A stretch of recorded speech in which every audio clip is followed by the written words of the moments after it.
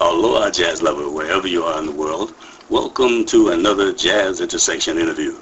We have the pleasure of having with us on this interview national recording artist, teacher, and clinician, and exciting soulful flute player. I'm talking about the one and only Bradley Leighton. Aloha and welcome to the Jazz Intersection, Bradley. Thanks, James. Glad to be here. You know, I was checking out your pictures with Don Gordon and your YouTube videos at Ward Rafters. You were here in 2007, huh? Tell us about that visit and how you got here and what you thought about Hawaii music lovers. I grew up playing a very influential keyboardist friend of mine named Ronnie Igarta. Oh, okay. A native son of the islands there, actually a Molokai boy. Right. And, he kind of brought me along playing, and over the years, I've spent a few years back and forth going to Hawaii for various trips, and this was just the latest one. Great, great. So how did you enjoy, have you been here before, though? Oh, yeah. Yeah, okay. Quite a few times. We love it over there. Right on. Glad you came. I'm sorry I missed you. Hey, starting June 11th, you start on your Music for Life tour, starting in Alexandria, Virginia, as one of the featured artists at the Carlisle Club for the Pacific Coast Jazz Label's All Stars concert. Let's do a quick rundown, right quick, of the tour list. You're going to start off the Carlisle Club. It seems like a nice club. I've almost got most of these places I've never seen before. Oh, okay. Yeah, this is all a full new tour for me, covering all the East Coast cities where I've been getting a lot of airplay. It's mostly there's a couple in Virginia, Maryland. Ohio, several in Ohio. We're going to get Cleveland, Cincinnati, Columbus, Des Moines, Iowa, Omaha, Nebraska. There you go. Yeah, I see also you're going to make a stop at the Museum of African American History in Detroit. And it says one of you. Oh yeah, I think you've got an older tour schedule. I think that date got pulled. Oh, okay. All right. So yeah. I received 2 of your albums, Back to the Funk and Soul Collective, and thanks for the autograph. I appreciate that. Oh, no problem, man. These are both swinging and soulful albums. I really enjoyed them. I was listening to them again this morning. Enlighten us about the albums and your collaboration with Alan Phillips and Donna Nichols, who I see on both albums.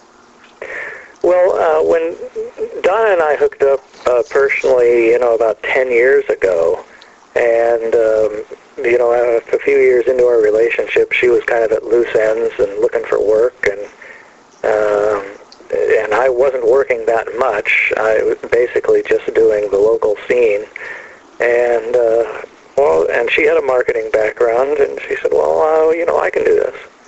And I said, yeah, sure you can.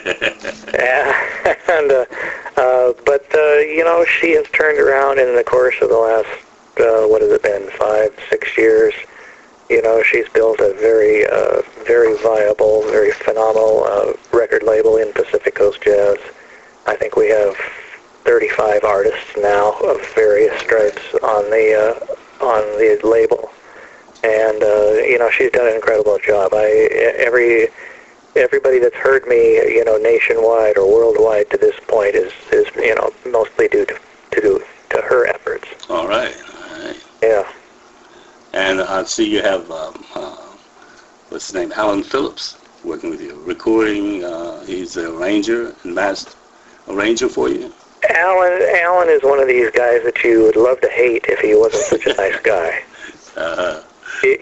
Everything when I first met him, I was listening to him playing piano. Jaime Valle here in San Diego. Mm-hmm. And I'd go and hang and listen, and I thought he was just a fabulous pianist, and I hadn't heard anybody that good in a long time.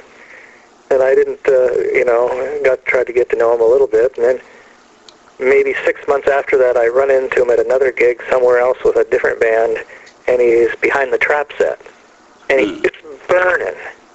And So, and apparently, that's what he grew up on, was with the drums. He's from Argentina, and he's a great percussionist. And he was with Altro for some time as a percussionist. But you couldn't tell by listening to him play piano. He's one of the greatest jazz piano players I've ever heard. He's just one of those genius guys that everything he touches can play. I was looking at your Back to the Funk. I was listening to that, and Soul Collective. They're almost two different styles, but one is more funkier than the other one.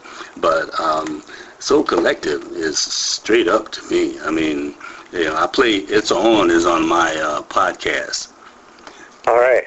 Yeah.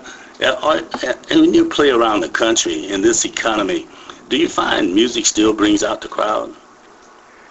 Well, I don't know. I'm going to go find out.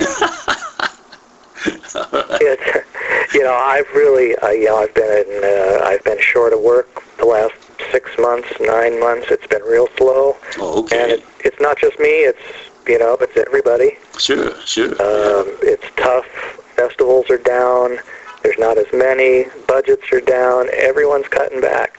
Yeah. On this tour, I can't afford to bring a band with me. I have to pick up guys wherever I go, or do a single, or whatever it takes. To make it cost effective for people at this point. Gotcha. Tell us the Bradley Leighton story. You got a few minutes for that?